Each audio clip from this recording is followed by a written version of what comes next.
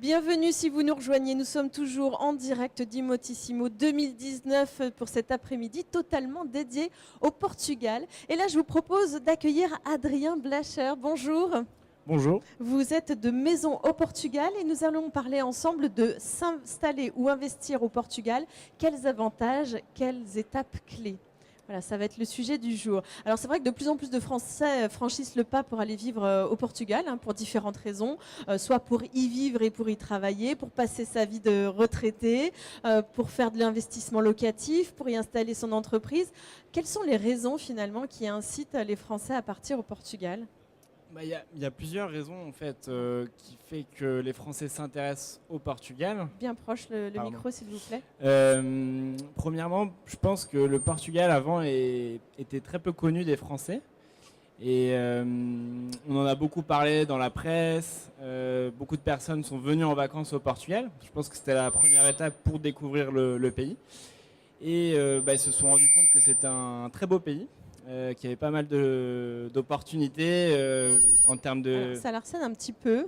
Est-ce qu'à ce moment-là, peut-être, venez vous installer juste ici, on va changer de place, comme ça va peut-être aider le micro à se calmer un petit peu. Ok. Comme ça, en plus, vous êtes plus près de moi. Parfait. Donc oui, non, il y a plusieurs raisons. Je pense que ça a commencé par des personnes qui sont venues en vacances. Le Portugal aussi, ils ont investi énormément. Ils ont fait des lois aussi pour attirer notamment les retraités français, qui leur ont permis ça a permis d'en parler, ça a attiré des personnes. C'est-à-dire, quels sont les avantages fiscaux pour les retraités ? Le statut RNH qui est le plus connu de la plupart des personnes maintenant. Résident non habituel. Résident non habituel, tout à fait. Et ça permet aux personnes qui s'installent en résidence principale au Portugal, c'est-à-dire qui passent 6 mois et 1 jour au Portugal, d'être exemptés d'impôts sur le revenu. Et ce sont des retraités uniquement du secteur privé. Ça ne marche pas pour les fonctionnaires. Pour les fonctionnaires, oui. Voilà. Donc ça, c'est la première étape. Exemptés d'impôts au Portugal, mais aussi en France ? Sur le revenu, oui, tout à fait. Donc plus d'impôts. Donc ça, déjà, c'est l'argument phare, évidemment. Voilà, sur le revenu, tout à fait. Et après, moi, je pense que ça a permis d'intéresser les gens, mais c'est surtout que le Portugal, c'est un pays qui est tourné vers la mer. On a en moyenne plus de 300 jours de soleil par an. Il fait beau, on mange bien. Et les gens sont très agréables au Portugal. Et surtout, on a accès à des opportunités qui sont de plus en plus difficiles à trouver en France, notamment des biens au bord de la mer ou très bien placés, à des prix qui restent tout à fait corrects par rapport à la France. On va regarder d'ailleurs, on a une illustration qui montre l'évolution des tarifs, des prix de l'immobilier. Donc ça datait de 2014. On regarde, donc ça c'était à Lisbonne.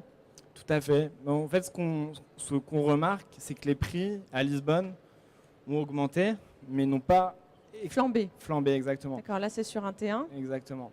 Donc ce qu'on constate, c'est qu'en effet, il y a de l'évolution, mais on n'est pas, ça s'emballe pas. C'est-à-dire que on trouve encore aujourd'hui, même si là les prix sont de 2014, on trouve encore aujourd'hui des biens immobiliers très raisonnables. En tous les cas, très concurrentiel par rapport à la France. Parce que là, on parle de Lisbonne, qui est la capitale du Portugal, qui est une ville globale. Et la seule capitale au monde à être sur la mer. Exactement. Avec la vue sur la mer. On est quand même en prix du mètre carré, on est à la moitié des prix du mètre carré dans des plus grandes villes comme Paris, Londres ou d'autres capitales. Oui, voilà. Là on fait la comparaison avec les autres prix. Évidemment, Londres et puis Paris, là encore une fois, c'est 2014, ça a beaucoup augmenté. Là, c'est 8 000 € du mètre carré à Lisbonne. On est dans du très haut de gamme déjà. Du très haut de gamme, oui, bien sûr. Voilà. Oui, 8 000 € et quand on compare à Londres à 27 000 €. De toute façon, avec le Brexit, finalement, Londres est éliminé d'office. Donc, qu'est-ce qu'on a ici ? Vous montrez quoi Julien Matéral, réalisateur, poursuivait sur les images que l'on voyait. Donc là, c'est une petite carte du Portugal. Je pense que ça permet de rappeler un peu la géographie du Portugal à tout le monde. Au nord, on a Porto. Donc on est un pays qui est vraiment face à l'Atlantique, qui va de Porto vers le nord, on descend sur Lisbonne, et ensuite on a la côte sud, c'est l'Algarve, avec la ville de Faro notamment. C'est 3 régions très prisées. Exactement. Ce sont celles-ci qui incitent le plus les Français à s'installer. Alors là où il y a le plus de Français qui se sont installés, c'est entre Lisbonne et l'Algarve. On a à peu près moitié-moitié. Plus le sud. Ouais, c'est moitié-moitié. C'est Lisbonne, Algarve, et on a aussi des gens qui s'installent dans d'autres régions. Ouais. D'accord. Au niveau de la santé, il y a c'est bien pris en charge? Parce que ça, c'est une question, ça peut faire peur un petit peu Ouais. de partir dans un pays C'est- étranger pour aller y vivre 6 mois plus un jour minimum, si on peut passer les 365 jours de sa vie. Ça peut freiner un petit peu, parce que c'est vrai qu'en France, on a un système sur la santé qui est assez exceptionnel. Non, c'est une question qui est tout à fait légitime. Je comprends. Enfin, moi-même, je suis parti de la France pour aller vivre au Portugal et on a l'impression qu'on va pas retrouver le même service. Faut savoir, notamment, je parle surtout pour les retraités français qui s'installent au Portugal. Eux, ils ont cotisé toute leur vie pour la sécurité sociale. C'est un droit qu'ils ont acquis après leur retraite. Donc, pour eux, il n'y a pas de problème au niveau de la prise en charge ou On ne touche pas. du remboursement.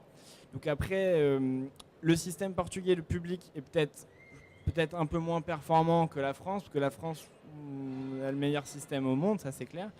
Mais après, en termes de compétences, de qualification des médecins, c'est le même niveau. Et puis on va dire qu'on est moins malade au Portugal, Voilà.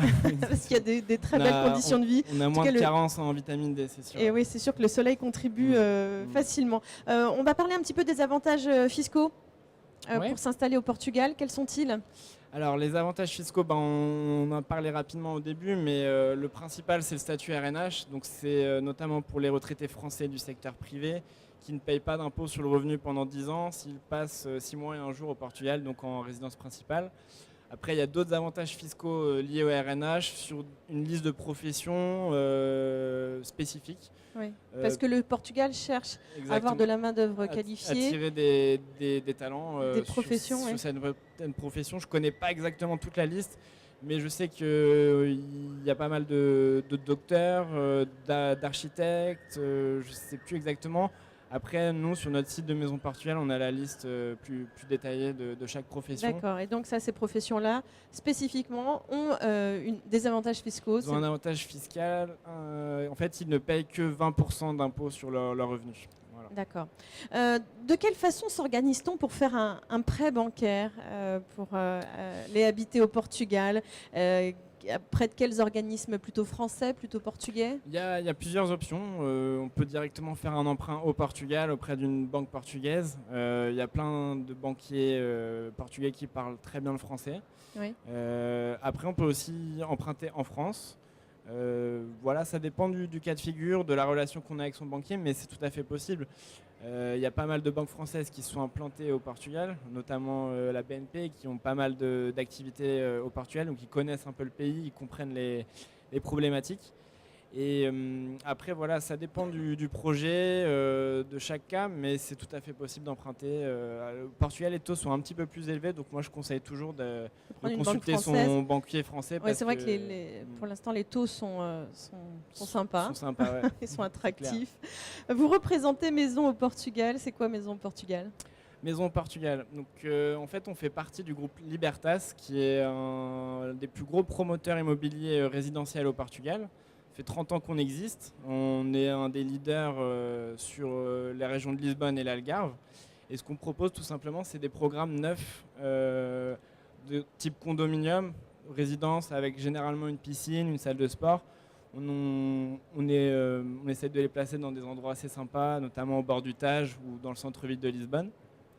Et ce qu'on propose, c'est des appartements clés en main, neufs, qui sont généralement très bien équipés, avec des cuisines équipées qui sont déjà finies. Il y a juste à meubler derrière. Oui, il y a juste à bien poser sûr, le lit et à s'installer. Bien sûr, on pense aux terrasses, aux piscines et aux vues dégagées, ce que pas mal de personnes recherchent dans la vie. C'est plutôt pour de l'investissement locatif quand les gens viennent vous voir, c'est pour C'est pour vivre. C'est pour la vivre, résidence principale. c'est vraiment pour... On a aussi de l'investissement locatif, mais clairement, certains produits, on a juste envie d'y vivre. Alors là, ça donne envie quand même, hein, ces images, bon là, ces photos 3D. On va aller regarder une petite vidéo pour découvrir 2 programmes qui sont en cours. On va demander à Julien Matera de nous envoyer cette vidéo pour que vous compreniez mieux un peu ce qu'est Maison au Portugal. On regarde ça et on commente en même temps. Si vous voulez. Parle et pense en français. Déjà, c'est un bon terme. Ça, c'est le programme de One River qui est situé juste en face de Lisbonne, à Seychelles. D'accord. Donc un nom en anglais, One River. Voilà. pour aller au Portugal. Exactement. C'est le rêve américain finalement, le Portugal. Donc on a des appartements qui sont vraiment face au Tage, et avec Lisbonne dans le fond. L'avantage, c'est que c'est relié par le ferry du centre de Lisbonne jusqu'à Seychelles. D'accord. On peut être à 15 minutes dans le centre-ville. Voilà, ça c'est le village de Seychelles. Petite baie sympathique. C'est vrai que ça donne envie déjà d'une part de partir en vacances là-bas, mais alors d'y vivre, c'est le rêve. Voilà, c'est un petit port de pêche, on a une petite baie, des cafés ensoleillés.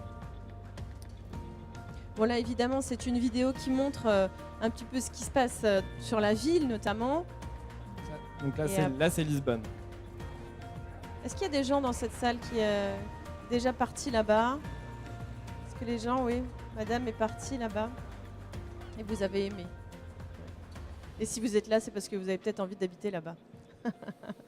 Et donc là on arrive sur la Voilà. promotion. Non là on est toujours sur le... Seychelles, Caïche de Sodré. Caïche de Sodré, c'est vraiment le centre de Lisbonne en fait. 16 minutes de bateau. Mhm. Voilà, on est vraiment juste en face. D'accord. Et on découvre dans cette vidéo le programme ou pas? Ouais, à la fin. Alors, ça, c'est la première vidéo qu'on avait faite. Et voilà, on a des vues sur le programme. Donc, il est actuellement en cours de construction qui sera livré l'été prochain. D'accord. Et il reste des biens. L'été 2020, pardon. Il reste encore des appartements, on n'a pas tout vendu. Mais voilà, bon, il y a une piscine qui a débordement. Ils sont composés de quoi ces appartements? C'est des grands apparts, c'est des petits studios, il y a de tout? On a plus de 2 pièces, on a 3 pièces, 4 pièces, 5 pièces disponibles. D'accord. Et les 5 pièces, c'est combien de mètres carrés? 5 pièces, on est sur du 130-140 mètres carrés en intérieur et généralement on a 30 à 40 mètres carrés de terrasse. D'accord, oui. Et après on a plus, on a des toits terrasses. Des grands appartements. Ouais, certains appartements plus de 100 mètres carrés de terrasse en cumulé. Oui, parce que au Portugal, on passe sa vie dehors. Ouais, c'est sûr. C'est plus utile qu'à Lille. Je veux pas. Non, ne dites pas ça. C'est pas vrai. Il y a beaucoup de soleil à Lille aussi. Mais ce n'est pas les mêmes envies aussi, c'est sûr. Alors on va regarder le deuxième programme, Lux Garden. Voilà, ça c'est à Faro, c'est dans le sud du Portugal. Ah, je connais Faro. Voilà, J'y suis allée une fois. On est au bord de Ria Formosa. Donc c'est un parc naturel avec des bancs de sable et de l'eau. C'est un peu le golf aussi, on fait beaucoup de golf à Faro. Beaucoup de golf, ouais, tout à fait. Et bah, c'est une ville très typique portugaise.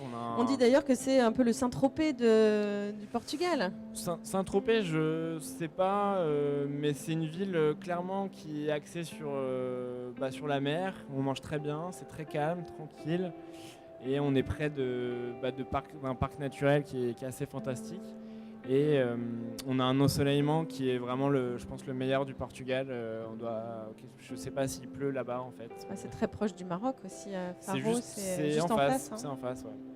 Juste en face, donc il y a le même ensoleillement qu'à Marrakech. Tout à fait. Donc effectivement, c'est très beau. Et qu'est-ce que vous proposez là-bas comme programme? Là, on a un programme qui s'appelle Lux Garden. C'est dans le même style, condominium privé avec des piscines, des terrasses. Et sur Faro, l'avantage, c'est qu'on a des prix au mètre carré qui sont un peu moins élevés qu'à Lisbonne. Donc on peut vraiment avoir quelque chose de sympa. Faro, c'est moins cher que Lisbonne. C'est un peu moins cher que Lisbonne, oui, tout à fait. D'accord. Il y a beaucoup d'entreprises installées à Faro? Faro, c'est la capitale de l'Algarve, la capitale administrative. Donc il y a 50 000 personnes qui y habitent. Et toute l'administration en fait y est à Faro. Et après, moi, je connais pas personnellement très bien Faro. Mais mon collègue qui est au stand de vente, il est au stand de vente de Faro. On pourra donc donner tous les renseignements. Exactement. Donc là, on voit les options à prendre sur le parquet. Voilà, exactement. Bon, les terrasses, ça donne juste une idée un peu du programme. D'accord. Qui est livré celui-ci? Il est en cours de construction? Il est en cours de construction, il sera livré. Alors, il faut revérifier avec mon collègue, mais je pense que c'est d'ici 1 an et demi à peu près. D'accord. Et il reste des biens? Il reste des biens, on l'a commercialisé il n'y a pas très longtemps, donc il y a pas mal d'opportunités à saisir. D'accord, bon, ça fait rêver. En tout cas, merci infiniment. Merci Adrien Blachère d'être venu nous parler de s'installer ou investir au Portugal, les avantages, les étapes clés. J'espère que vous avez, que c'est un peu plus clair pour vous. Et si c'est pas encore clair, n'hésitez pas à aller voir Adrien. Il est ici à Imotissimo pour les 3 jours. Donc on vient vous voir, on vient prendre tous les renseignements, on vient faire une simulation, pourquoi pas Et n'hésitez pas, on est là-bas, au stand H15, et on est prêt à vous recevoir et à vous donner toutes les infos qui peuvent vous servir. Et alors, il y a peut-être des internautes qui nous regardent en ce moment et qui ont envie d'en savoir plus. Alors, dans ces cas-là, ils vous contactent sur Maison Portugal, c'est ça? Maisonportugal.com Ou sur Libertas? Non, maisonportugal.com, parce qu'on déjà c'est en français, si c'est des internautes français, Oui. ça peut être utile. Et on a vraiment dédié le site à donner un maximum d'informations sur tout ce qui concerne un achat d'un bien au Portugal. Après, si on veut des infos plus détaillées sur un bien, on rentre directement en contact. On donne les informations par email et ensuite on essaie de voir une visite un peu plus tard. Adrien, merci infiniment. Merci beaucoup. Et bon salon. Merci. Et puis dans un instant, eh bien bougez pas, c'est Xavier Mille de Mille Habitat qui va venir vous parler de son agence. Donc c'est une agence lilloise mais qui propose aussi des biens au Portugal. Allez, à tout de suite.